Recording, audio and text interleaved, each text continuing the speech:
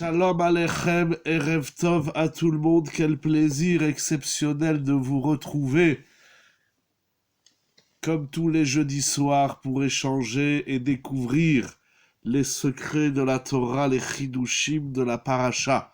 J'espère que tout le monde va bien en cette veille de Parashat Vaïgash. Et nous allons rentrer tout de suite, Be'ezrat Hashem, Binoam Hashem, dans le vif du sujet, Moraï et Rabotai, qu'on n'entende que des bonnes nouvelles pour tout le monde, pour tout le clan d'Israël. C'est écrit au Perek Memhe de la paracha de Vaïgash. La Torah nous raconte que au début de la paracha, au Perek Mem Dalet, dans la première montée et le début de la deuxième montée, que Yehuda va avoir un discours assez violent, nous dit Rashi, Kachot, assez violent envers Yosef. Yehuda ne sait pas encore qu'en face de lui se trouve Yosef, son frère. Il pense que c'est le roi d'Égypte et donc il va lui refaire tout l'historique. Tu nous as demandé de descendre Binyamin, maintenant il faut que tu nous le rendes parce que tu comprends, mon père est vieux et il va souffrir. Et si tu as besoin d'esclaves, eh bien moi, Yehuda, je serai esclave à la place de Binyamin. Suite à ce discours qui apparemment a sensibilisé Yosef, la Torah nous dit au Perek Memhe Pasuk Aleph, Velo yachol Yosef leitapek lechol hanitzavim alav. Yosef ne peut plus se retenir. Il a contenu ses émotions, il a contenu sa joie de retrouver ses frères et de savoir que son père est en vie. Et là, Yosef ne peut plus se retenir. Alors, il appela Vaïkra Otsiu Kol Ish Me'alai. Il demande à tout le monde de sortir de la pièce et Velo Amad Ish Ito, et personne n'était présent lorsque Yosef Beidvada Yosef Elechav, lorsque Yosef s'est fait reconnaître par ses frères. Et va s'en suivre tout un discours très intéressant entre Yosef et ses frères. Donc la paracha de cette semaine nous raconte que Yosef, il va retrouver ses frères, il va retrouver sa famille, il va retrouver le passé, il va tout retrouver. Velo yachol Yosef leitapek. C'est incroyable. Yosef ne peut pas se contenir lorsqu'il va se dévoiler à ses frères. Alors il demande à tout le monde de sortir de la pièce. Qu'est-ce que ça veut dire ça?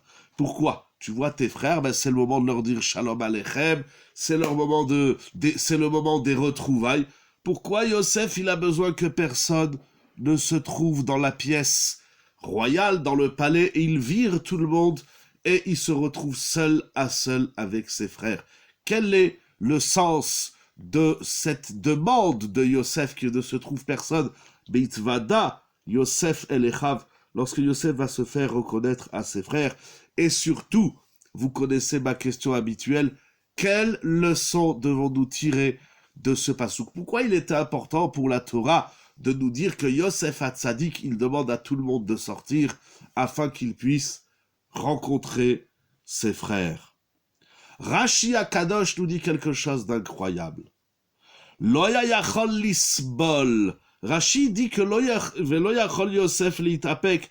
Ça ne veut pas dire que Yosef ne pouvait pas se contenir, mais ça veut dire que Yosef ne pouvait pas supporter Sheyu Mitzraim Nitzavim Alav, que les Égyptiens soient là, soient présents, Veshomim, et ils entendent She'echav Mitbaishim Beitvado Lahem. Il ne pouvait pas supporter que les Égyptiens soient présents et entendent que ses frères aient honte de le retrouver. C'est incroyable pour plusieurs choses. Je cherche un pasouk parce qu'ils vont dire par la suite, si je le retrouve ou juste après, voilà. Parce qu'effectivement, la Torah nous dit au pasouk Gimel, Velo yachlu echav la'anot oto ki nivhalu mipanav. Mipene abusha, nous dit Rashi. C'est-à-dire que les frères de Yosef, ils dévoilent ils retrouvent Yosef, alors ils ont honte. Mipne abusha. On ne sait pas très bien pourquoi ils ont honte. Mais peu importe si Rashi ne nous dit pas pourquoi ils ont honte, c'est que pour Rashi, le fait de retrouver ses frères, ça va les mettre mal à l'aise, ils vont avoir honte. Velo yachlu echav la'anot oto. Ils ne savaient pas quoi répondre à Yosef. J'entends, c'est très bien, ça me convient. Ils sont devant un roi, donc ils sont intimidés, ils sont gênés.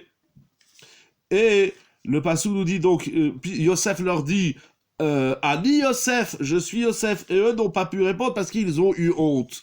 Et Yosef veut épargner ses frères de cette honte qu'ils aient à subir devant les sujets, les ministres du roi, tous ceux qui sont là, alors il demande à tout le monde de sortir. Il y a dans ce Rashi quelque chose d'exceptionnel, Moraï Rabotai. Yosef, il rencontre ses frères, il se dévoile à eux. Mais le dévoilement de Yosef envers ses frères va causer chez eux une gêne. Rashi, encore une fois, ne nous précise pas quel est le contenu de cette gêne. Quel est le contenu de cette honte? Mais apparemment, d'après Rashi, peu importe la raison pour laquelle les frères de Yosef vont avoir honte, Yosef se soucie de cette honte de ses frères et il veut les protéger de cette honte, alors il demande à tout le monde de sortir. C'est tout simplement incroyable. Ça veut dire, on va en parler par la suite, ça veut dire qu'il y a non seulement l'interdiction de faire de la honte à l'autre, de voir leurs frères aussi bien réussir, aussi peut-être, surtout qu'ils ne s'imaginaient pas, ils pensaient qu'il avait tué, ils ne pensaient pas qu'ils allaient retrouver Yosef dans cet état, effectivement, cet état noble et royal, effectivement. Alors, ça veut dire que non seulement dans la vie, on doit faire attention de ne pas faire honte à l'autre, de ne pas lui causer une honte, nous allons revenir sur ce point, mais c'est-à-dire qu'également, on doit tout faire pour protéger l'autre d'une honte qu'il subirait par moi, même si c'est indirect. C'est pas Yosef qui va leur faire honte, mais c'est l'État, comme tu dis, parce qu'ils sont devant un roi, il y a la gêne de retrouver leur frère qu'ils pensaient mort, etc. Peu importe le contenu de la honte, Rachid ne nous le dit pas. Donc pour Rachid, apparemment, le contenu de la honte n'est pas si important que ça. Mais je dois donc protéger l'autre d'une honte qu'il subirait à cause de moi, enfin, même si c'est pas à cause de moi, c'est l'État qui fait que tu as honte. Eh bien, je dois te protéger de cette honte. C'est incroyable. Et nous dit Rabbeinu Yerucham, il dit dans Da'at Torah, grâce à cette honte, ça a été un des problèmes de Korba, exactement. Baruch Ata Adonai Elohim Shakol Yamidbaro. Non, c'est Kamsa et Bar Kamsa, c'est pas Korba et Bar Korba. Je pense que vous voulez dire Kamsa et Bar Kamsa. Pardon, il y a eu une question qui a... voilà, grâce à cette honte, ils peuvent être pardonnés pourtant. Ok, c'est possible aussi, c'est possible, mais apparemment, protéger l'autre d'une honte qu'il subirait, c'est supérieur au pardon que Yosef se rabaisse à ses frères, pas pour les intimider. Exactement, il fait pas ça pour les intimider. C'est pour ça que je dis, Rachid ne dit pas le contenu de la honte, c'est ça qui est incroyable. Quelle que soit la honte, j'entends toutes les idées que vous dites. J'entends également vous dites qu'à travers cette honte, ils auraient pardonné leurs fautes. Je peux entendre ce que vous dites, c'est bien, mais ça ne suffit pas, on va le voir d'ailleurs un peu plus précisément par la suite, ça ne justifie pas la honte que tu subirais à cause de moi. Voilà, c'est faire honte ou ne pas protéger l'autre d'une honte qu'il subit par moi, même si c'est pas de ma faute, c'est pas Yosef qui leur fait honte, c'est l'État dans lequel on se trouve qui va susciter une certaine gêne. Yosef n'est plus le roi devant eux, il devient leur frère. Ok, là encore, tu proposes des idées qui sont bien du contenu de la honte, mais j'insiste pour dire que Rashi nous dit, quelle que soit la honte, Rashi ne nous dit pas le contenu de la honte. Donc, quelle que soit la honte, la gêne, la boucha, je dois protéger l'autre d'une boucha, d'une honte qu'il a, et peut-être même si c'est pas à cause de moi, et même si j'en suis pas l'intermédiaire, et même si je suis pas lié à cette honte que l'autre il a, on a un devoir, c'est ça que nous dit Yosef ici, tu dois protéger l'autre d'une honte. C'est incroyable. Alors, il y a quelque temps, je ne vais pas revenir sur cette Gemara, mais j'avais déjà ramené la Gemara dans Masechet Sanhedrin, qu'un jour, Rav faisait un chiour, et il y a un élève qui sentait mauvais, il y a un élève qui dérangeait, et alors il a dit que cet élève qui dérange sorte du chiour. À ce moment-là, si je ne me trompe pas, c'est Shmuel, on apprend déjà des fils de Noir qui le couvrent exactement. Alors quel est le chidouche de ce soir? Vinoam, on va essayer de dire. Il y a plein d'exemples dans la Torah où on protège l'autre de la honte. Effectivement, c'est une très bonne question. Avant qu'il se révèle, il les a malmenés. Ok, mais encore une fois, tout ce que vous dites, c'est pour nous... vous voulez définir le contenu de la honte. Donc je finis l'histoire de la Gemara, comme j'en ai déjà parlé, je crois l'année dernière, ou il y a 2 ans, je sais plus, mais en très vite. Donc il y a Shmuel qui dit, c'est moi. Donc Shmuel se lève du chiour, et puisque Shmuel s'est levé, tout le monde s'est levé, tous les élèves sont partis. Alors ensuite, Rabbi Chia, il a dit à Shmuel, pourquoi tu as fait honte à mon père? Il dit, moi j'ai pas fait honte à ton père qui faisait le chiour, mais il demande qui est-ce qui sent mauvais, qui sort. Tu comprends bien que la question que Rav a soulevée à ses élèves, ça va mettre mal à l'aise l'élève, donc j'ai pris sur moi la honte. Donc ça veut dire que non seulement il faut pas faire honte à l'autre, non seulement il faut le protéger d'une honte à laquelle je suis lié, parce que Yosef ici il est lié, mais je dois également protéger l'autre d'une honte qu'il subit, même si je n'ai rien à voir moi avec cette honte-là que l'autre subit. C'est tout simplement incroyable. Je disais donc, oui, pardon, donc Rabbeinu Yerucham écrit la chose suivante. Il dit, Rabbeinu Yerucham dans Da'at Torah, Leit Pa'el Meod. Il dit, je suis extrêmement impressionné de Yosef Hatzadik. Sha'afalpi shelo haya yachol od leit ametz ou leit palek. Ça veut dire que Yosef, il est dans un état assez paradoxal. D'un côté, il peut plus se retenir. Velo yachol Yosef leit apek. Donc on attendait qu'il explose tout de suite.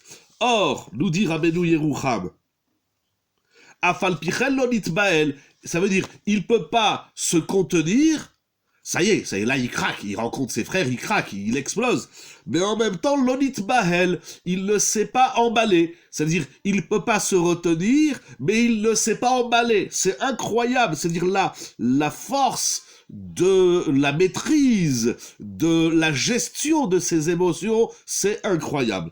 Vargashotavlo gavru al sichlo. Et donc ces émotions n'ont pas pris le dessus sur son esprit. Velo itvadat sheotzi kol hamitzraim me'alav. Il dit Rabbeinu Yerucham nifla. C'est-à-dire que d'un côté Yosef, ça y est, il craque, il en peut plus. Il peut plus se retenir. Lo yachol Yosef leit apek. Mais en même temps, il a encore l'esprit sur ses... On n'a pas la même définition de ne pas pouvoir se contenir. Il ne se contient pas en se contenant quand même. Exactement. C'est ça que dit Rabbeinu Yerucham.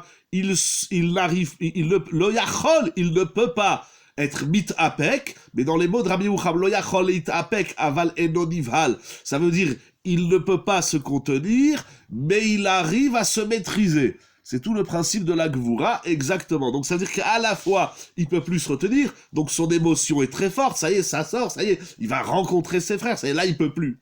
Mais il a encore la lucidité d'esprit de dire, cette rencontre, il faut qu'elle se fasse sans la moindre gêne que pourraient subir mes frères. C'est nifla, il dit Rabbeinu Yerucham, c'est quelque chose d'exceptionnel. Ça veut dire, il faut... On a le droit de ne plus pouvoir se contenir, mais on a le devoir en même temps de ne pas s'emballer. C'est incroyable. C'est un chiour maîtrisé. Voilà, exactement. Voilà. Donc c'est incroyable. Ça veut dire un chiour, je comprends très bien. Pardon, là ça arrive en même temps.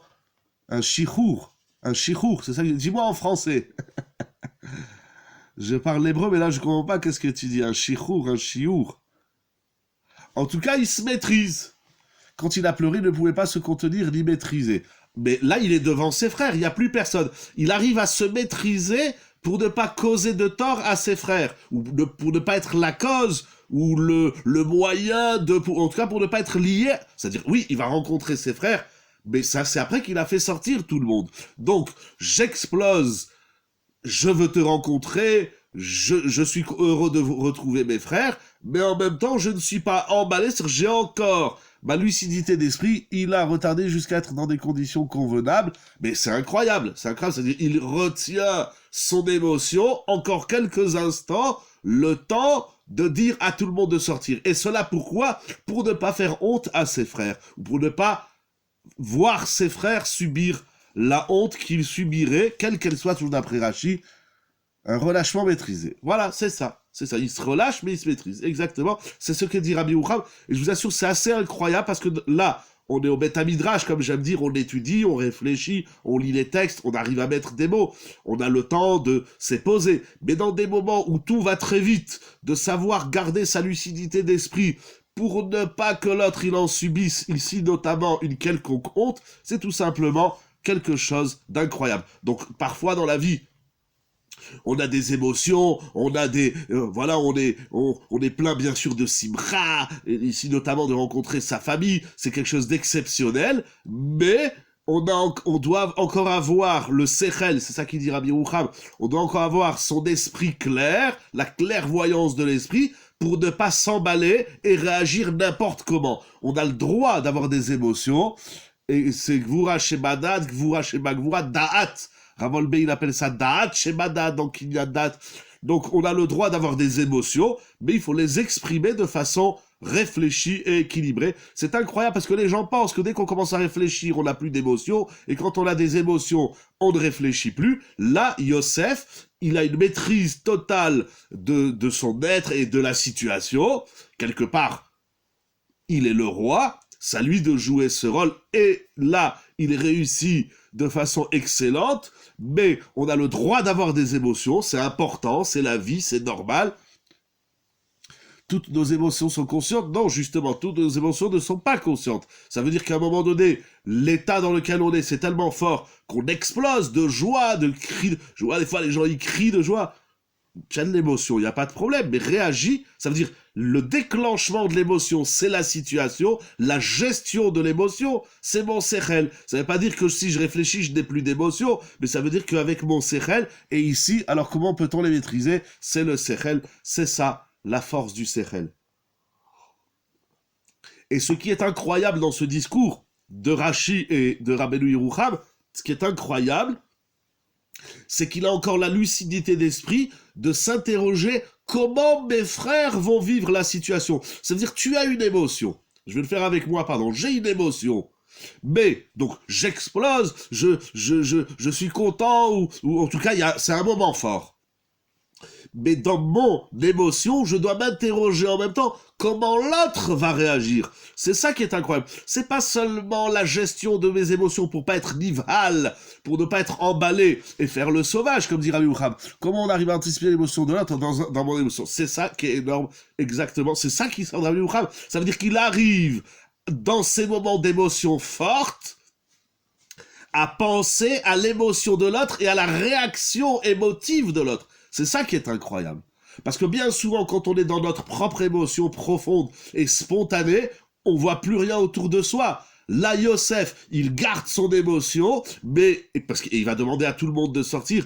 La Torah nous le dit, lo yachol Yosef leit apek. Il ne peut plus se dire. Il gère parfaitement cette émotion, tout en ayant un bitoul sur lui pour vivre ce que vivent ses frères. Et je dis pas le mot bitoul, parce que Rabbi Yerucham, il dit, c'est pas que je m'annule devant l'autre. Ça, on le voit pas encore dans Rabbi Yerucham. C'est que, au contraire, j'existe, mais je continue à faire exister l'autre. Je ne m'efface pas, parce que la Torah nous dit, il a ses émotions, mais en même temps, la Torah nous dit qu'il est sensible à l'émotion des autres. Donc, c'est tout le monde qui existe. Je dirais pas un bitoul. Bitoul, ça veut dire je m'efface, je m'annule, je mets une partie de moi-même de côté. Non, il se met pas de côté. Il existe à travers ses frères. Il veut que tout le monde existe. On a déjà vu.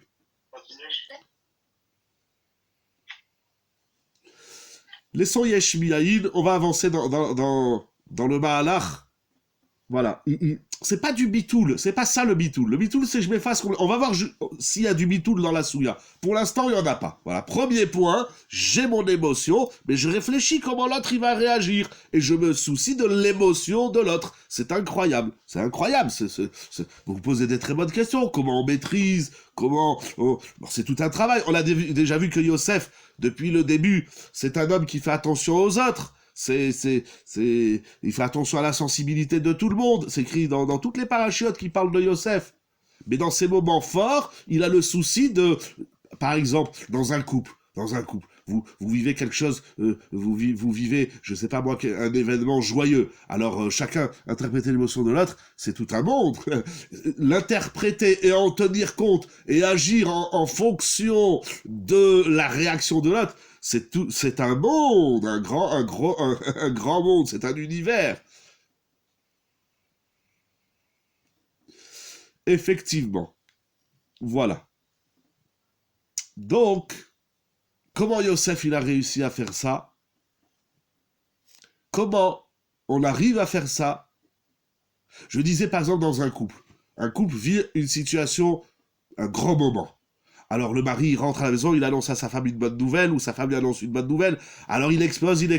Baruch Hashem en positif, je veux dire ici explosé, il est content, il danse, il chante. Mais est-ce qu'il est dans cet moment de simcha puissante, qui monte, qui monte, qui monte? Est-ce qu'il est sensible à la réaction de sa femme et vice-versa, ou de ses enfants, de son mari, etc., etc. Des fois, on vit quelque chose d'immensément grand, mais on oublie qu'autour de nous, il y a du monde. Il y a des gens, quand ils vivent quelque chose d'exceptionnel, ils crient, jettent la table en l'air. Hey, tu n'es pas tout seul. Ah, alors ça c'est évident que si l'autre, il n'est pas concerné par ma situation, que je n'ai pas à lui casser les pieds. Mais même s'il est concerné, comment moi je ressens les choses, c'est pas comment vous ressentez les choses, etc. Donc comment Yosef il va vivre cet état, c'est pas comment ses frères vont le vivre. Chez ses frères, il y a ici quelque chose qui va générer une gêne. Et ça, Yosef, il en est conscient. Yosef, il se soucie des autres. C'est tout un travail de chesed, de sechel, bien sûr de bonne midote, de se dire, moi, je vis quelque chose, je le vis en fonction de mes sensibilités, mais je dois être à l'écoute aussi de la sensibilité de l'autre. Jusqu'où ça va, nous allons voir. Le Or HaChaim, il écrit la chose suivante. C'est écrit également dans le Ramban, mais je vous le lis dans le Or HaChaim. Peut-être qu'on lira aussi le Ramban. Ah, Pirouche Bishvil Itvadruto El Echav. Ça veut dire, puisqu'il veut se faire reconnaître par ses frères, alors il demande à tout le monde de sortir. Pirouche, il dit le Or HaChaim à Kadosh. Akarat davar kedeshia kiru veyatzdiku kiu Yosef. Incroyable. Yosef ne veut pas seulement ici une rencontre, on va dire, physique. Ça veut dire je retrouve mes frères. Il attend, et c'est ce qui va se passer notamment, c'est que ses frères vont devoir reconnaître la pleine personne, la réussite, on peut dire comme ça simplement, que c'est Yosef. Là, lorsque vous reconnaissez Yosef, lorsque vous prenez conscience qu'en face de vous, il y a Yosef, il y a tout un monde qui s'écroule chez vous. Vous pensez que Yosef, c'est un nul, que Yosef, il faut le tuer, il faut le jeter dans un puits, il faut le vendre à des marchands, etc. Donc, vous n'aviez pas cette estime, cette reconnaissance noble envers Yosef. Donc c'est sûr, il dit le Or HaChaim, qu'ils vont en arriver à parler de la vente. Ça veut dire, vous vous rappelez, vous m'avez vendu, je ne vous en veux pas. Il va le dire plusieurs fois dans la paracha. Altéatsez-vous, il va leur dire tout ce que vous avez fait, ça vient d'Hachem. Mais vous, je veux que vous reconnaissiez qu'en face de vous, il y a Yosef. Ce Yosef que vous avez jeté, que vous avez tout fait pour détruire, vous comprenez, c'est pas ici seulement une rencontre qu'on n'a pas vu notre frère depuis 20 ans. Donc je dois me soucier aussi que l'autre garde son sechel. Exactement. Ça veut dire, et si j'ai du sechel, alors je peux demander à l'autre d'avoir du sechel. C'est-à-dire que Yosef, c'est pas juste une rencontre, voilà, on se retrouve, on boit un pot, et puis après la vie elle continue. Vous devez, en me reconnaissant, vous reconnaissez mon état, mon statut, vous reconnaissez votre erreur, et donc ça réveille tout un passé qui est lourd. Et de toute évidence, ça va rappeler donc la vente, Veloratsa les alzel bechav. Et Yosef ne veut pas traiter ses frères avec mépris. Rachi parle de la honte de la rencontre, le Or HaChaim parle du mépris. C'est à partir du moment, c'est-à-dire dire à l'autre, tu t'es trompé, c'est pas grave, il va leur dire clairement dans la paracha, c'est pas grave que vous vous êtes trompés. Vous êtes les envoyés d'Akadosh Baruch Hu. Regardez ces phrases surpuissantes de Yosef Hatzadik. Mais malgré tout, à partir du moment où tu reconnais que je suis là, quelqu'un, quelque chose, je suis avec tout ce que le je suis veut dire, et donc ça te renvoie à ton erreur. Comment on va dire, de façon implicite et indirecte, vous devez reconnaître que vous vous êtes trompé. Mais ça, Yosef protège ses frères du mépris. Et quel est ce mépris? De la prise de conscience de leur erreur. Dire en public, je me suis trompé, c'est insupportable. Et ça, Yosef, il veut pas que ses frères et à vivre ce mépris en face de l'Égypte. Et de ça, il va les protéger. ולא רצה לזלזל באחיו, שיחזיקו אותם בדבר נבלה כזו למכור אחיהם. Et pourquoi c'est un mépris? D'abord, parce que vous devez reconnaître votre erreur, mais vous devez aussi dire, vous allez dire, donc parce qu'on va en parler, c'est quoi votre erreur? Eh bien, on a vendu notre frère. Mais il faut être cruel, il faut être tordu. Ok, vous avez des bonnes raisons. Mais comment votre comportement envers moi, Yosef, va être perçu? Qu'est-ce que vont dire les Égyptiens? Ils vont dire, c'est ça les frères de Yosef? Mais d'où ils viennent? Comme on dit aujourd'hui, mais c'est de la racaille, c'est des voyous, c'est des bandits. Et or, ce n'est pas du tout le cas. Ça veut dire, parce que zilzoul, le mépris, c'est enlever de la valeur de la personne. Donc, je reconnais mon erreur. Hein, vous sentez le truc? Bon, je n'ai pas encore dit. Ça veut dire comme ça. Moi, je dois te dire, je me suis trompé. Donc, excuse-moi, je me suis trompé. Mais à partir du moment où je dis, je me suis trompé, déjà, c'est une petite chouba, ou une grande chouba. De quoi je me suis trompé? D'avoir fait quelque chose que je pensais être bien, mais que de l'extérieur, il est perçu en négatif. Donc en vérité, ce mépris, il est complètement fantasmagorique, il n'existe pas. Parce que si on t'a vendu, on pensait qu'on avait raison de te vendre. Alors on s'est trompé. Mais les autres, quand ils vont analyser la vente des frères de Yosef, ils vont pas dire « Ah, les frères de Yosef, ils avaient une idée, ils se sont trompés. » Ils vont dire « C'est des bandits. » Donc il les protège d'un mépris au vu des autres. C'est-à-dire, si, moi, Yosef, je sais pourquoi vous m'avez vendu. Vous avez fait un psak din, vous avez fait un din Torah, vous pensez que moi j'ai dit sur vous du Lachon Hara Yaakov Avinu, etc., etc. Mais les Égyptiens, ceux qui lisent le journal, ils connaissent pas l'histoire. Donc ils vont dire, les frères de Yosef sont des bandits. Or, ce n'est pas le cas. Donc vous allez subir un zilzoul, un mépris qui n'est pas justifié. Hein, vous comprenez? Est-ce que je suis clair? Ça veut dire, moi, j'attends que vous me reconnaissiez, ce qui est normal. On doit avoir de la reconnaissance, de l'estime pour tout le monde. On va le faire avec Yosef et c'est comme ça avec tout le monde. Chacun à son niveau, chacun dans sa situation, chacun dans la situation qu'il vit. Donc, quand je te demande pardon, excuse-moi, je me suis trompé. Ça veut dire quoi? C'est moi, je pensais que tu étais une poubelle et je me rends compte que tu es un roi. Donc déjà, mon erreur, elle est grossière. Mais en vérité, elle n'est pas si grossière que ça. Parce que à partir du moment où je pensais que tu étais une peau de banane, j'avais des raisons de penser ainsi. Vrai ou fausse. Mais en tout cas, c'est pas... Vous comprenez, il y a deux types de voyous, on va dire comme ça. Il y a un voyou qui a du mépris pour les autres. Voilà, comme ça, c'est gratuit. Mais ici, les frères de Yosef, ils n'avaient pas du mépris gratuit. C'est pas de la sinatrinam. C'est pas, notre frère, on peut pas le supporter. Il y avait un contexte. C'est que Yosef... Vayave et dibatam Raël Aviem. Yosef, il rapportait à Yaakov Avinu des sales propos sur eux. Donc il y a un contexte. C'est pas bon, allez, un jour on se lève, un matin on se lève, on appelle la mafia, on dit celui-là tu le prends et tu le butes, tu le descends. C'est pas comme ça. Il y a un contexte. Donc, ok, on a fait une erreur. On a été trop dur, trop loin. On n'a pas écouté notre frère Beitraneno Elenu lorsqu'il s'est plaint, lorsqu'il a demandé qu'on le gratifie. On l'a pas écouté. Mais on avait une raison qui est fausse. Je justifie pas de son. Je veux pas rentrer dans la souga de savoir si les frères de Yosef avaient raison ou tort. Ça me dépasse. C'est une trop grosse souga. Ce que je veux dire, c'est que si je te fais du mal parce que j'ai un raisonnement, alors peut-être que mon raisonnement, il est faux, il est erroné, mais il y a un raisonnement. C'est pas la même chose que celui qui fait du mal à l'autre, comme ça gratuitement, je te mets une baffe. Donc, moi, les frères de Yosef, je dois reconnaître que je me suis trompé, je dois reconnaître Yosef, mais je suis pas un voyou parce que je t'ai jeté dans un trou. Je me suis trompé. Vous comprenez, il y a une différence entre faire une erreur par erreur ou entre faire une erreur volontaire, c'est pas la même chose. Donc nous, on doit reconnaître notre erreur, on s'est trompé dans le raisonnement, on s'est trompé dans l'analyse de l'histoire, mais on n'est pas des voyous. Or, les Égyptiens qui sont là, les spectateurs, eux, ils connaissent pas tout le contexte de l'historique. L'acte ne définit pas la personne exactement, pas systématiquement en tout cas. Effectivement, il y a de cela.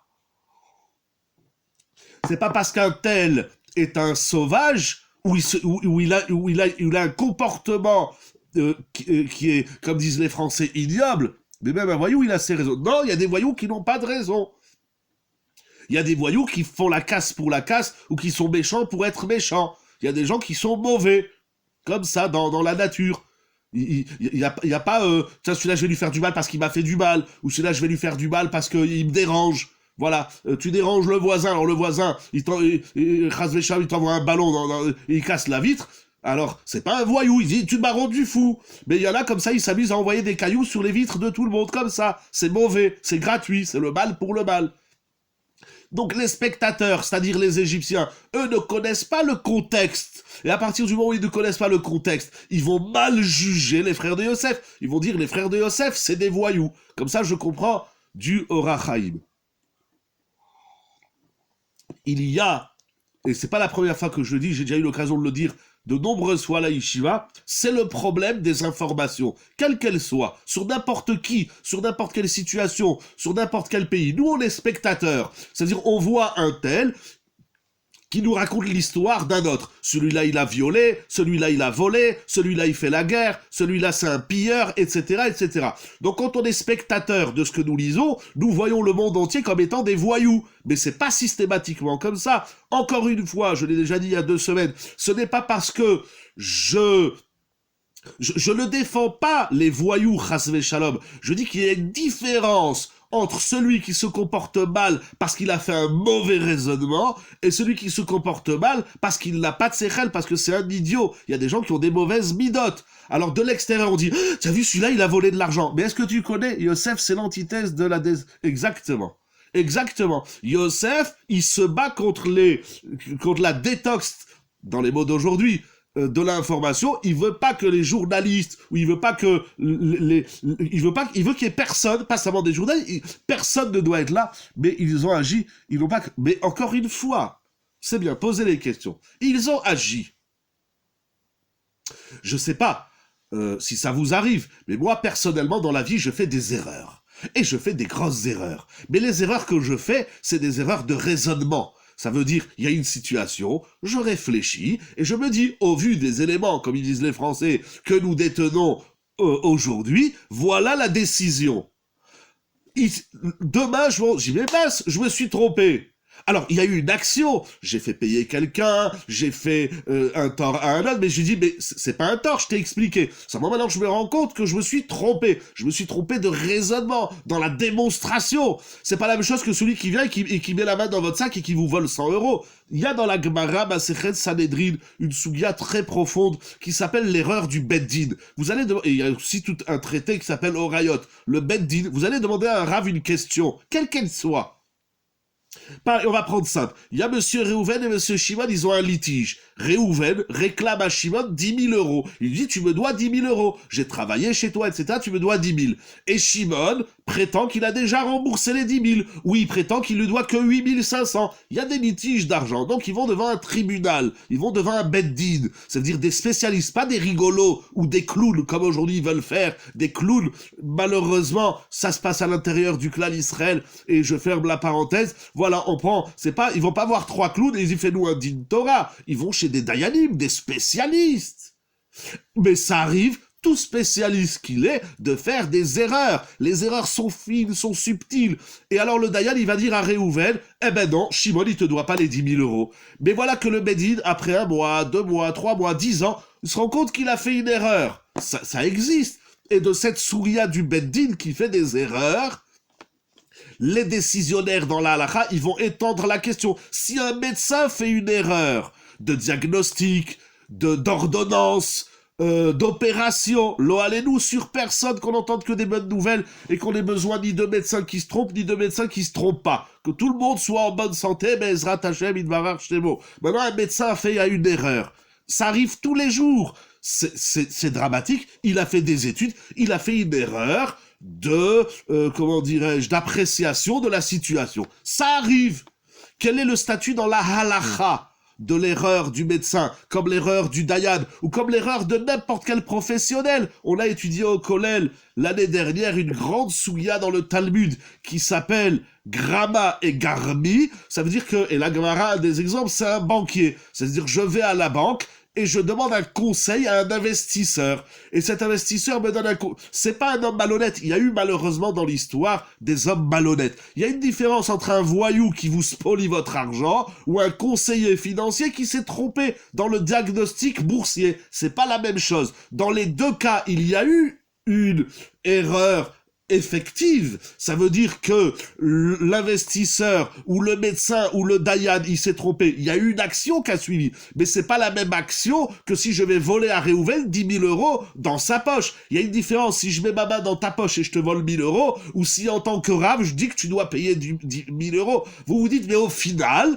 dans les deux cas, j'ai perdu 1 000 euros. Mais dans la Torah, on ne regarde pas que le final, on regarde également toute la démonstration, le démonstratif, comment on est arrivé là. Alors, est-ce que ça veut dire que le dayan, il doit pas payer? Est-ce que ça veut dire que le médecin, il doit payer ou pas? Est-ce que le conseiller financier, tous les jours, il y a des gens qui demandent des conseils dans les finances. C'est des grandes souillas, que ça soit des organisations d'investissement, que ça soit la banque, que ça soit du mobilier, peu importe. J'ai de l'argent, Bezrat Hashem, amen, et vous aussi, que tout le monde ait de l'argent. Je dis, maintenant, je fais quoi? Ben, tu vas demander à un spécialiste, et il te dit, tu vas le miser là-bas. Mais au final, alors, ou l'autre, c'est un voyou, alors c'est très grave, ou c'est pas un voyou, c'est pour ça qu'il y a des procès qui sont très longs dans la vie, amen, les marteaux d'Araba. Voilà, donc, Yosef, il connaît l'erreur de ses frères, et il sait que l'erreur de ses frères, même si lui, il l'a subi, parce qu'il a failli être tué, il a été jeté dans un trou, il a été vendu plusieurs fois, les Ishmaélim, les Midianim, les Socharim, les Mitzrim, il a subi cette erreur, mais il connaît. C'est pourtant pas une erreur aux yeux du ciel, car c'est le tikkun de Yosef. Ouh, ça c'est trop compliqué pour moi, mon cher ami, ça, tu es parti dans une autre planète, mais, quel que soit. Alors attention, parce qu'en vérité, je vais quand même répondre un mot sur ce que tu dis, parce que c'est très intéressant, c'est que maintenant, ce qu'Akadosh Baruch Hu, il a prévu, est-ce que l'homme agit ou l'erreur de l'homme, c'est-à-dire Akadosh Baruch Hu, il sait très bien, on va pas rentrer dans cette souga qui est immense, c'est trop immense là ce que tu soulèves, mon ami, d'Eretz Israël, mais non, pourquoi Yosef a subi tout ça? J'entends, mais c'est ce que Yosef, toi, tu parles pour Yosef. Pourquoi Yosef a considéré que le regard des Égyptiens serait mauvais?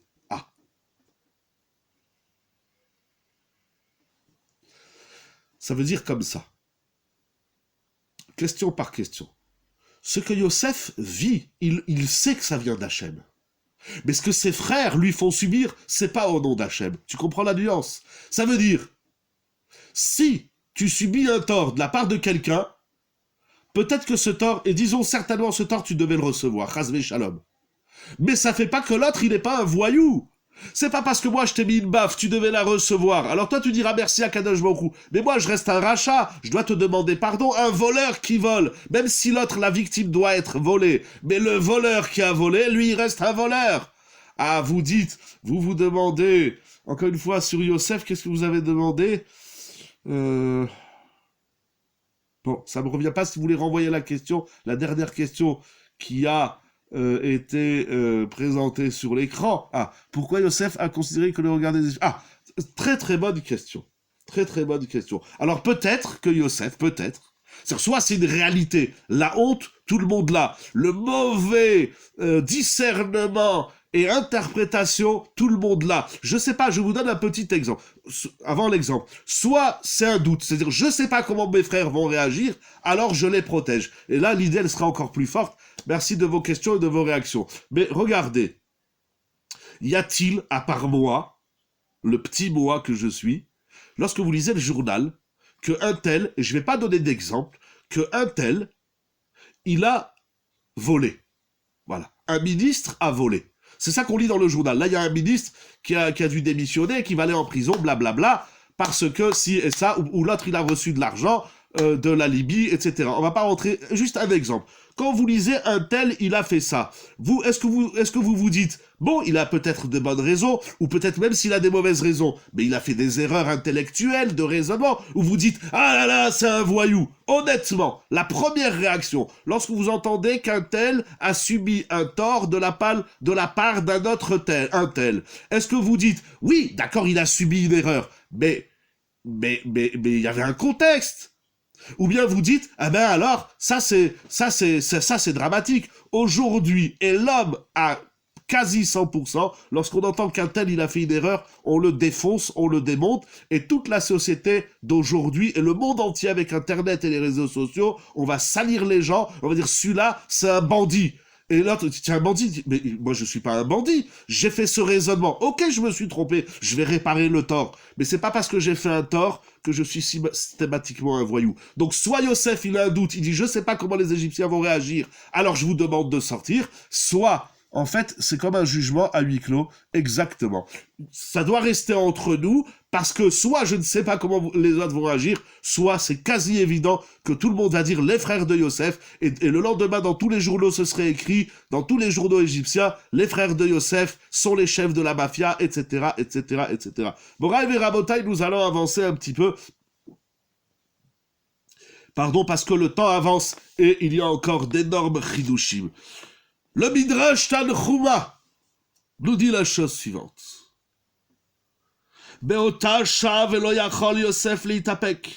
Au moment où s'écrit Yosef ne peut pas se contenir.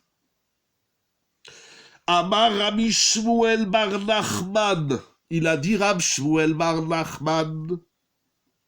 Le sakana gdola yarad Yosef. Yosef, là, il est en train de se mettre en danger de mort. Parce que Yosef, il a un débat avec Yehuda, et c'est pas la première fois qu'il les énerve. Depuis la première fois qu'ils sont venus acheter de la récolte, Yosef, il monte ses frères, ils en peuvent plus. La Torah dit que même Yosef, il n'en peut plus. Et Yosef, il se met en danger. Sheim Aragou Echav, que si Yehuda aussi ses frères là, ils avaient décidé de tuer Yosef, ils savent pas eux que c'est Yosef. Ils pensent qu'ils ont un roi égyptien qui est mauvais avec eux, qui n'aime pas les Juifs, qui n'aime pas les béné Israël, qui n'aime rien du tout et qui leur vaut que du mal. C'est comme ça qu'ils vivent la situation. En bria baolam makiro. Si les frères de Yosef, à ce moment-là où il a mis tout le monde dehors, si, ça veut dire à un cheveu près, ils auraient pu tuer Yosef, et personne n'aurait réclamé, comme ils disent aujourd'hui, la dépouille de Yosef. Les Égyptiens, ils aiment pas Yosef, et personne ne sait que c'est Yosef du côté des béné Israël, Yaakov et ses fils, donc on l'aurait pris, et puis c'est fini. Il aurait fini en boulette, je sais pas. Donc il se met en danger. Alors pourquoi il fait sortir tout le monde? Et la kach amare Yosef beliboy. Yosef, il s'est dit dans son cœur, Mutav she'ehareg velo evayesh et achai bifne hamitzriyim.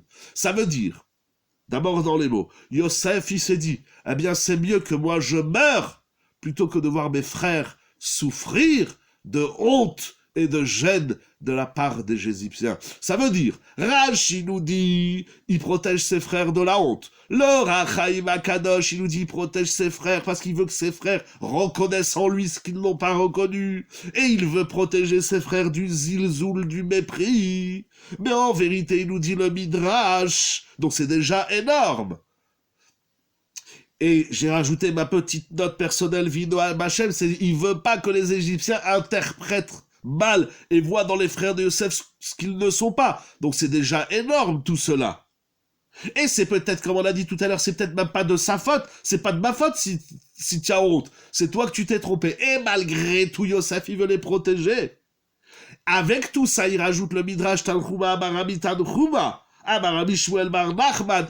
Tout ça, c'est au prix de se mettre en danger. C'est ce que tu appelais tout à l'heure le bitoul. Tout ça, c'est au prix de mourir. Pourquoi? Parce que Yosef, ça lui insupporte. N'a-t-on pas déjà appris ça de Tamar? Oh, j'y arrive tout de suite. Il y a déjà quelqu'un qui a posé la question et je le fais...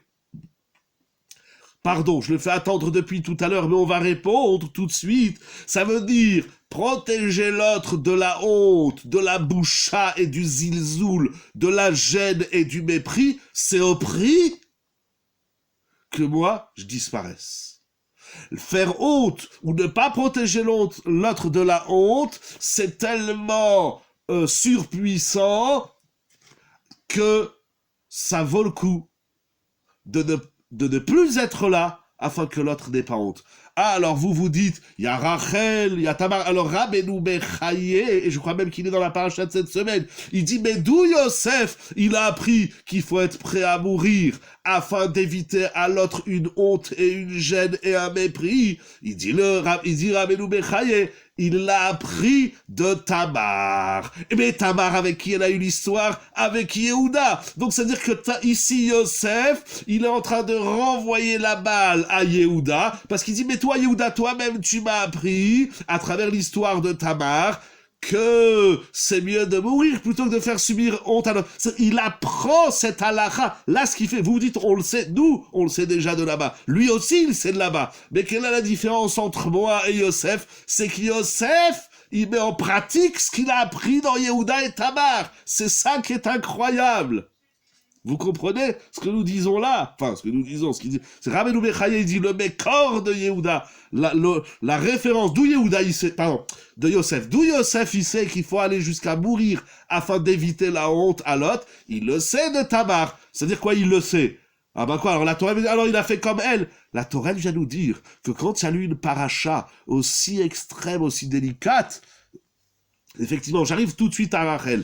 Et effectivement, et tu as raison aussi de Rachel, mais comme ils ont posé déjà la question sur Tamar, je vous dis, regardez, Rabbeinu Bechaye, il dit la référence de Yehuda, c'est Tamar. C'est ça qui est incroyable. Mais effectivement, tu as raison même de Rachel, Vadaï, bien sûr, même de Rachel. Mais c'est-à-dire que la différence, nous aussi on le sait de Tamar. Mais depuis la paracha de Tamar jusqu'à cette semaine, je ne sais pas si ça vous est arrivé d'essayer d'aider quelqu'un à faire du chesed, quel que soit le niveau. Mais Yosef, il dit, mais si je l'ai appris, je dois le mettre en pratique. Et il va le mettre en pratique. Il va se mettre en danger de mort. C'est ça la différence. Vous comprenez la différence?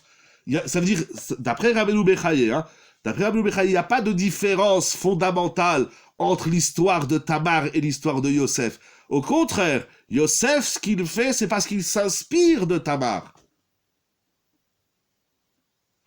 Vous suivez? Très bien, Baruch Hashem. Alors, il s'inspire, alors le chidouche, il vient pas, je vous dis, d'après Rabbeinu Bechaye, il y a peut-être d'autres tiroutzim, mais d'après Rabbeinu Bechaye, il vient pas dire quelque chose de nouveau. Il vient nous dire que ce qu'il a appris, il l'exécute, il le met en pratique. Je rajoute une petite note qu'Hachem il m'a mis dans la tête, c'est que l'histoire de Tamar, il faut pas oublier que l'histoire de Tamar, elle se passe avec Yehuda. Et là, à ce moment-là, qui Yosef il a en face de lui? Il a en face de lui Yehuda. Et quand il voit Yehuda dans cet état, il dit, mais mince, Yehuda, il m'a appris une grande halakha. Ce Yehuda, ce Meler, qui a voulu me tuer, me jeter dans un trou, me vendre. Ce Yehuda, qui m'a, entre guillemets, fait tellement de mal, mais c'est lui-même qui m'a appris qu'il faut être prêt à mourir plutôt que de faire subir la honte à l'autre. C'est pas incroyable, Moraïm et Rabotai? Avons-nous fini? Certainement pas, il nous reste à peu près 13 minutes, mais on va avancer un petit peu. L'Ora Chaim Kadosh, un peu plus loin dans la paracha, Tav Tav Mem Aleph, c'est la page de mon livre, pardon, L'Ora Chaim, au chapitre 45, un petit peu plus loin, au Pasuk 26. Il pose une kushia Atsuma. Veraiti la tête lève. Il pose une question générale sur Yosef Hatzadik. Be'inyan Yosef. Ech lo chash al tsar aviv kama shanim. Il demande le Rachaim. Yosef, tu es devenu le roi. Pourquoi tu as attendu tout ce temps pour annoncer à ton père que tu es vivant? Tu es devenu le roi, c'est encore plus facile pour toi d'aller annoncer à Yaakov que tu es vivant. Alors il dit, ok, les années où il est esclave chez M. Potiphar, ou les années où il est en prison, c'est compliqué. Mais il dit, mais après les achanch, à la Bigdoul, après qu'il est devenu roi, la malokata vigeret le aviv le afig tsaro, pourquoi n'a-t-il pas écrit une lettre à son père pour apaiser sa peine? Parce que Yosef, il sait très bien que son père est peiné, parce qu'il sait que son père, il aime plus que ses frères, comme on le sait déjà depuis la paracha de Vayeshev où il a offert la kétonnette passive. Donc tu sais que ton père, il t'aime, et tu donnes pas des nouvelles à ton père, donc, et tu es séparé de lui. Donc tu sais très bien qu'il a de la peine. Alors pourquoi tu lui dis pas que tu existes? Ah, et plus que ça, il dit le Rachaim, mais tigadel adakushia. La question, elle va être encore plus forte. Al-Yemé Rahav, durant la période de la famine. Alors, dans cette période de famine, pourquoi tu dis rien à ton père? Ve'od, Et encore une question. La première fois que les frères y viennent, dis-leur tout de suite, je suis Yosef. Alors tiens un dilemme ou tiens un malaise à régler avec tes frères. Mais pourquoi tu dis rien d'abord faire le shalom avec ses frères? Ensuite, pourquoi? Mais ça peut se faire en même temps. C'est ça qui dit le Or HaChaim. Tes frères, ils sont là. La première fois qu'ils sont descendus en Égypte. Je crois qu'ici, il fait le calcul. Mais bon, je ne vais pas rentrer dans ça. Surtout que le temps avance. Une petite seconde, je retrouve la page. Bon, voilà, on va pas trop rentrer dans le détail de la question et le décompte des années. Mais la première fois qu'ils descendent, il peut leur dire, je suis Yosef, courez, dépêchez-vous, allez dire à papa, je suis vivant. Alors il a un différend, un malaise, je sais pas comment il faut dire, à régler. Je sais que Yosef n'est pas mort. Oui ou non, en tout cas il est peiné, ça s'écrit dans Rashi. Rashi dit que pendant 22 ans il n'a pas la Shrina, il n'a pas le Ruach Nevoa parce que Yaakov il est triste. Il sait qu'il est mort ou il sait pas qu'il est mort, en tout cas il est triste. Voilà, il est triste. Et à partir du moment où il est triste, va lui dire. Peiné de quelle haine veux-tu dire? Pourquoi de la haine? J'ai pas compris de quelle haine tu parles, mon cher ami, si tu veux préciser. Alors ça, c'est la couchante, je continue. S'il y a la question, j'essaie de garder un œil sur l'écran. Alors ça, c'est la question de la haine des frères. Pas du tout. Regarde qu'est-ce qu'il dit le Or HaChaim. Regarde qu'est-ce qu'il dit le Or HaChaim. Et si ce soir, tu es avec nous pour entendre ce Or HaChaim à Kadosh, tu vas voir quelque chose de nif là. Il dit le Or HaChaim la chose suivante. Pardon, je cherche une phrase. Oh. Il dit le Or HaChaim, si je dis à mon père que je suis vivant, qu'est-ce qu'il va me poser comme question? Il va me dire, mais Yosef, où tu étais toutes ces années? Et Yosef, il va devoir dire, mais papa, c'est pas de ma faute, c'est mes frères qui ont voulu me tuer, qui m'ont jeté dans un trou, etc. Et afin de ne pas faire honte à ses frères, il va pas dire à son père qu'il est en vie. On fait pas la paix avec quelqu'un sur le dos de quelqu'un d'autre. Yosef, il dit à son père, je suis désolé papa, je peux pas te dire que je suis en vie, que je suis le roi d'Égypte. Parce que si je te dis que je suis le roi d'Égypte, que je suis vivant, inévitablement, tu vas me poser une question naïve, mais où tu étais toutes ces années-là? Et qu'est-ce que je vais devoir te raconter? Ou des salades, c'est assourd de mentir, ou la vérité? Et quoi, je vais faire honte? Moi, je vais dire, c'est l'erreur, entre guillemets, qu'il a faite au début. Pas du tout. Donc justement, il dit rien. Ouais, ça veut dire, il veut pas prendre le risque. Et d'ailleurs, j'ai lu un chiour ramené dans Doresh Tov pourtant Yaakov ne lui a pas demandé au final, non. Yaakov, il est chacham. Yaakov, il est plus que chacham. Yaakov, il est émet. Mais, regardez, c'est écrit dans la psikta. J'ai lu un chiour, je crois, du Rav Mishkovski, il ramène une psikta, quelque chose d'incroyable. Vous savez pourquoi Yosef? Vous vous dites, et c'est juste, vous vous dites, mais Yaakov, il a jamais demandé, même quand il va le rencontrer.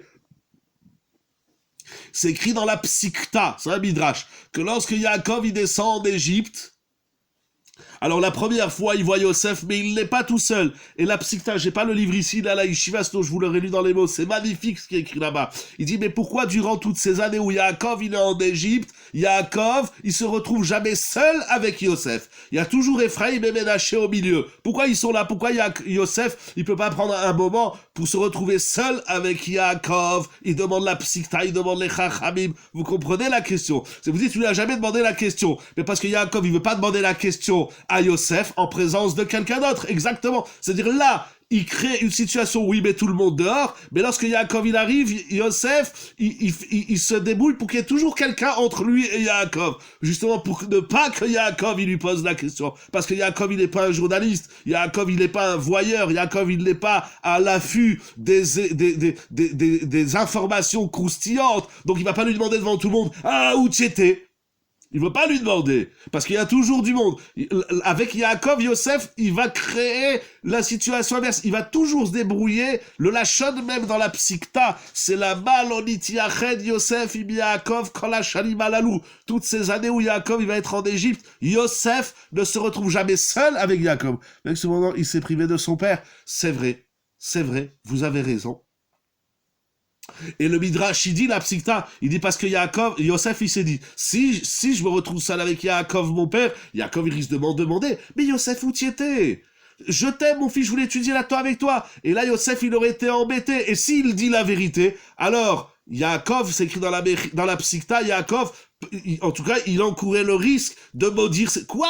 Vous m'avez privé de Yosef, mais vous êtes complètement fou, donc il va les engueuler. C'est-à-dire que Yosef, il protège ses frères et du regard et de l'analyse des Égyptiens, et du regard et de l'analyse de Yaakov. Donc durant toutes les années où Yaakov il est en Égypte, Yosef ne se retrouve pas seul avec Yaakov, c'est Nora Ve'ayom, ce qui est écrit ici dans ces Mefarshim. Je dis une partie d'Orach Chaim, il est très long, j'ai pris une phrase, ici l'Orach Chaim, il dit Yosef ne dit pas à Yaakov qu'il est en vie pour ne pas mettre ses frères mal à l'aise. Ah mais vous vous demandez, mais donc il s'est privé de l'étude de la Torah avec son père. Eh bien, si ma Torah, quelle qu'elle soit, l'étude, la pratique, si ma Torah, elle est au prix de faire honte à quelqu'un, ça s'appelle plus de la Torah. C'est ça le Yesod qui est écrit ici. Bon, Rabotai, en quelques minutes, je voudrais vous montrer des chidushim très généraux. Ça, c'est sur Yosef. Donc, on a vu Rashi qui dit qu'il veut les protéger de la boucha. On a vu le Rachaim, Akadosh qui dit qu'il veut... Mais il a privé son père de la Shrina. Même ça, c'est moins important exactement. Il n'y a rien qui... Attention, voilà, c'est pour comprendre l'importance. Il n'y a rien qui justifie l'archouba que je vais faire à l'autre. Rien. Il n'y a rien. Il y avait un jour, parce qu'il y a des millions d'histoires où on voit la grandeur d'un homme. La grandeur d'un homme, c'est comment il est sensible à la honte que l'autre, il a et il subit. Rabbi Cheskel Avramski, un Shabbat, c'est un god, un Géonim, un Shabbat, le Baal Koré, celui qui lit la Sefer Torah, il a fait une erreur, mais l'erreur, elle était tellement grosse dans la lecture que tout le monde s'est mis à rire. Des fois, c'est plus fort que nous. Voilà, là, tu fais quelque chose, et tout le monde a rigolé. Et à ce moment-là, Rabbi Cheskel Avramski, il était d'un sérieux très affirmé, voire déconcertant. Il n'a pas rigolé. Alors ils sont venus le voir, ses élèves, il a dit, Rav, comment vous avez fait pour pas rigoler? Il a dit, c'est tout simple.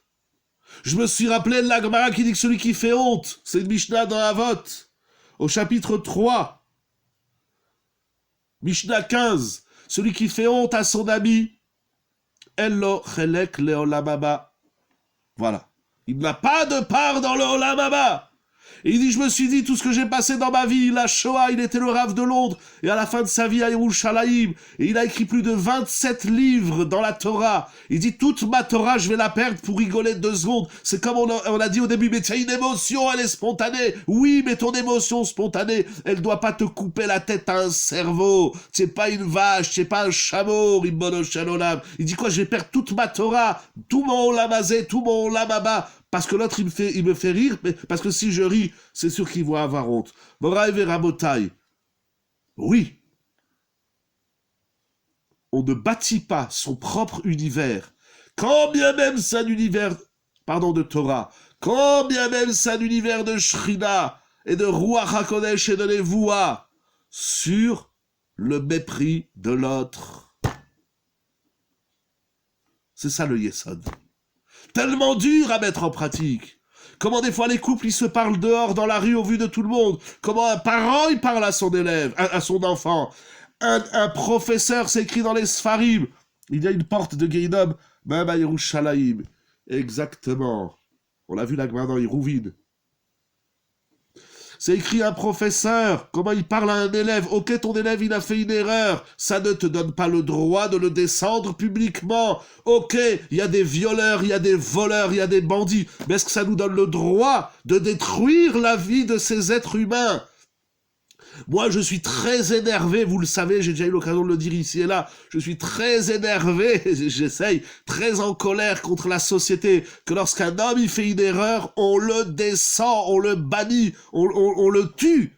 C'est grave de faire des choses comme ça. Rien ne justifie le mépris qu'on a envers ce que tu as fait, c'est tout aussi grave. C'est très grave, c'est irréparable, on va te donner la peine la pire, mais ça ne nous donne pas le droit de lui manquer de respect. Ça ne nous donne pas le droit de le traiter avec mépris dans la boue aux yeux de toute la société et aujourd'hui du monde entier. C'est extrêmement grave, surtout que tous les procès qu'on entend en ce moment, il n'y en a pas un qui a commencé. Alors quand ce sera fini, on verra. Et vont-ils réparer ces hontes? Je ferme la parenthèse. Mais de quel droit on fait une chouma, on fait une honte à quelqu'un? Il a fait une erreur. Alors on va le faire payer son erreur. Que ce soit de la prison, que ce soit de l'argent. Mais de là à lui enlever toute activité professionnelle, à le détruire de la société, c'est tout simplement Nora Ve'ayom. Pourquoi on le fait à la sota? Quelle question. Ah! Et si on le fait à la sota? Alors on va rajouter avec la sota.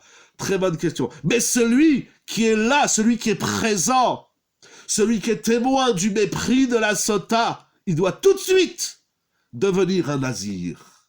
Tout de suite. Immédiatement. Quand la roe sota mekil kula. Donc soit tu viens pas voir le mépris de la sota, soit tu viens voir, mais après tu vas être un nazir. Et c'est quoi le nazir? Il nous dira vol bédan aléchour. C'est quoi le nazir? Le nazir, c'est celui qui se dit ouh là là, si cette madame, elle est une sota et elle a fait une erreur, c'est que moi aussi je risque de faire des erreurs dans ma vie. C'est-à-dire lorsque je lis dans le journal, je dis un tel il a volé de l'argent ou un tel il est soupçonné de viol, je dois pas dire eh ben aïe aïe aïe, tu as vu celui-là. Je dois dire oula, si lui il en arrive là, alors moi aussi je risque d'en arriver là. C'est ça ce qu'on a le droit de faire. On ne doit pas s'arrêter pour voir le digne. Alors, si il y a une justice, bien sûr, d'abord, il y a tout simplement... Pardon, je cherchais quelque chose. D'abord, tout simplement, excusez-moi. D'abord, tout simplement, il y a un équilibre de la société. C'est normal de juger tous ces hommes, toutes ces femmes. C'est normal de juger tous ceux qui font des choses qu'il faut pas faire. Je dis pas qu'il faut juger personne. Chas shalom. J'aime le din. C'est important d'établir la loi, la vérité. La vérité, on la connaîtra jamais. Mais au moins la loi pour l'équilibre de la société, pour protéger les victimes, tout à fait normal, mais ça ne donne pas le droit de détruire un homme ou une femme, c'est normal. Ah, et si déjà je le sais, comme l'histoire de la sota, alors la Torah dit de deux choses l'une, ou tu t'occupes pas de la vie des autres. C'est pas ton problème si l'autre il a fait ça, mais qu'est-ce que ça vous fait dans votre vie? Moi, ça me fait rien. Mais qu'est-ce que ça vous fait dans votre vie, en toute honnêteté, excusez-moi que je m'énerve, de savoir qu'un tel, il a reçu de l'argent pour devenir président de la République, qu'un autre, il a pas, comment dirais-je, il a pas déclaré son, comment ils appellent ça, il a pas déclaré son fric, bref, et qu'un autre, il a eu des attouchements. Mais qu'est-ce que ça vous change dans votre vie? Qu'est-ce que ça me change? Merci son patrimoine. Qu'est-ce que ça me change dans ma vie de savoir que monsieur un tel, il a volé ou que monsieur un tel, il a violé? Je dis pas, lui, il faut le juger, c'est clair. Mais à huis clos, comme vous avez dit tout à l'heure. Pourquoi on fait des procès de gens, on les détruit, c'est Nora Ve'ayom. C'est très grave. Et ça ne pardonne pas. Et celui qui fait ça, il a perdu tout son lamazé et tout son lamama. On va juger le fauteur ou le supposé, ou comment ils disent, le supposé, bref, on va le juger. Ah. Mais chez les goïms aussi, ça existe, la loi. Dans la Torah, mais même chez eux, je ne comprends pas pourquoi on autorise. En tout cas, si chez eux, dans leur loi, c'est autorisé, dans la Torah, c'est dramatique. Parce que celui qui a lu le journal, après, il va aller le raconter à l'autre, qui va le raconter à l'autre. De quel droit? D'ailleurs, le Chafetz Chaim, avançons un peu, le Chafetz Chaim écrit, je dis juste, je ferme la parenthèse, je dis juste, il faut juger le bourreau. C'est clair, quel qu'il soit dans n'importe quel domaine, il faut le juger. Mais toi, tu es un voyeur. Tu es un spectateur. C'est du voyeurisme. Alors de deux choses l'une, parce que vous avez rappelé la sota, merci beaucoup. De deux choses l'une, ou tu ne t'occupes pas de ce qui ne te regarde pas, tu laisses la police, tu laisses la justice, le tribunal faire son travail, et monsieur il payera, et madame elle payera de ses erreurs. Et après on le réhabilite dans la société, ça c'est prévu par la Torah. Si tu veux voir, tu veux être là, il y a une condition, c'est que tu dois te dire, si lui, il en arrive à voler ou à être, comment on dit en français, là je sais pas, j'ai les mots qui tardent à venir, mais en tout cas à mal se comporter, alors dis-toi qu'à toi aussi ça peut t'arriver. C'est-à-dire que tu n'as le droit d'être au courant de l'erreur de l'autre, seulement si tu t'interroges si toi-même tu risques pas un jour de faire la même erreur que lui. Tu as le droit de vouloir voir le dire, c'est être au moins parfait, de vouloir voir le dire, excuse-moi, j'ai pas bien compris ce que tu écris, de deux choses l'une. Ou tu t'occupes pas de la vie de l'autre, voilà le din. Ou tu t'occupes pas de la vie de l'autre, ou tu regardes ce qui se passe chez l'autre, mais à une condition. Justice et psychologie sont rares. Ça, moi je vous dis de la Torah, mon Rabbi Rabotai. Dans la société aujourd'hui, ce qui se passe, et pas seulement dans le monde entier, mais même en Eretz Israël, ce qui se passe dans le monde, c'est dramatique. C'est pas Torah, c'est grave. C'est la destruction, on va vers la destruction, la décadence des valeurs humaines. Là, on a pris l'homme et on en a fait moins qu'une peau de banane. On en a fait une poubelle. Et c'est ça que la Torah vient nous apprendre. Attention au respect de l'autre. Tout autre soit-il. Vous vous rendez compte de ce qu'ils ont fait les frères de Yosef? Ils ont voulu le tuer. Ils l'ont jeté dans un puits. Ils l'ont vendu. Eh bien, Yosef, il dit, ça reste mes frères et je les protège. Et je vais en parler ni aux Égyptiens, ni à mon père. Tu as un problème avec ton frère, tu t'arranges avec ton frère. Tu as un problème avec ta femme, t'as pas le droit d'en parler à ta mère. Tu as un problème avec ton mari, une femme qui a un problème de shalom bayit. L'unique personne au monde avec qui elle n'a pas le droit de parler, c'est des Issourim Chamourim. C'est sa mère. Une femme, elle n'a pas le droit de prendre... Sauf si, chas v'shalom, il y a des choses graves. Chas v'chalila, lo alelu, un mari qui frappe sa femme, ça, elle appelle la police tout de suite. Le linge sale de lave toujours. Ça, cette phrase-là, le linge sale se lave en famille, c'est ce qui a détruit l'histoire du peuple d'Israël. T'as un problème avec ta femme, t'en parles pas à ta mère. T'as un problème avec ton mari, l'unique personne au monde avec qui tu dois parler, c'est ta mère. Encore une fois, je ne parle pas des cas extrêmes, si chas v'shalom. Il y a de la violence physique. Il y a des fous qui frappent leur femme, comme il y a des folles qui frappent leur mari. Ça, tu appelles la police. Tu n'as pas besoin d'appeler ta mère. Tu appelles la police. Mon mari me frappe, ma femme, elle me frappe. Lo alenu. Mais les histoires de couple ne dis pas à ta mère quoi que problème ou différent que tu as avec ton mari. C'est dramatique. Yosef, il a un problème grave avec ses frères. Ils ont voulu le tuer. Je ne sais pas si vous imaginez. On s'imagine pas ce que ça veut dire. C'est pas ils ont voulu lui. Qu'est-ce que vous en pensez si on tue Yosef? Ils ont tenté, c'est pas voulu, ils ont tenté un meurtre. Et ils l'ont jeté dans un trou par 2 fois. Et ils l'ont vendu.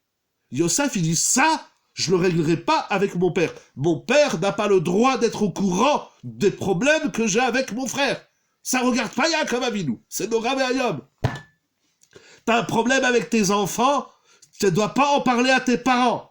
Ni à tes grands-parents, ni à ta grand-mère, à l'île. On met trop facilement aujourd'hui cette liberté d'expression, elle est devenue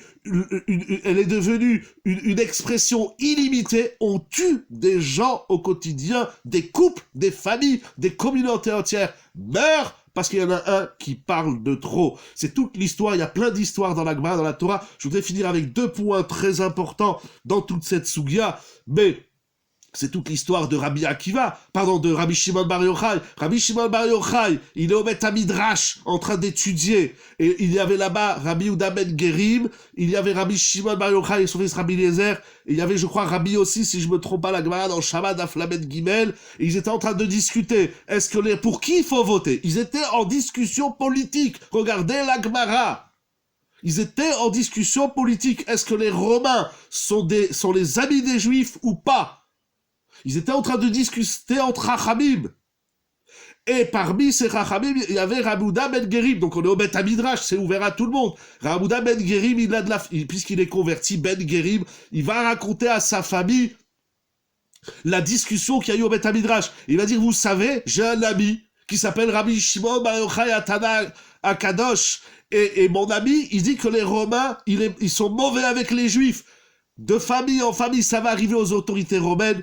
Et ils vont décréter de tuer Rabbi Shimon Bar Yochai, et c'est pour ça que Rabbi Shimon Bar Yochai doit se cacher dans une grotte pendant 12 années. C'est Nora Ve'ayom. Et à la fin, Rabbi Shimon Bar Yochai, il va rencontrer Rabbi Yehuda ben Gerim, et il lui dit quoi, tu as encore envie? J'écoute la Gemara, c'est pas le sujet. Et Rabbi Yehuda ben Gerim, il va mourir. Il dit quoi, tu as encore envie, toi? Mais c'est à cause de toi que je suis enfermé dans une grotte depuis 12 ans. C'est Nora Ve'ayom. On n'a pas le droit. J'ai fait un chiour, un Shavuot. Vous vous rappelez, est-ce qu'on a le droit, et on n'a certainement pas le droit de mégaler ça, il faudra peut-être qu'on le fasse une fois au Zoom, on n'a pas le droit de dévoiler un secret. C'est quoi un secret? C'est une information qui ne te concerne pas. Tu veux parler à ta mère? Parle de toi. Ne lui parle pas de ta femme.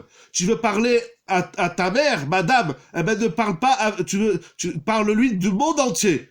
Parle-lui de comment on fait des gâteaux ou du couscous, mais ne raconte rien à ta mère sur ton mari. C'est le Ravéayom, c'est une bombe atomique qui explose tout de suite. Moraï et Rabotai, pour terminer, le Chafetz Chaim dit quelque chose d'incroyable.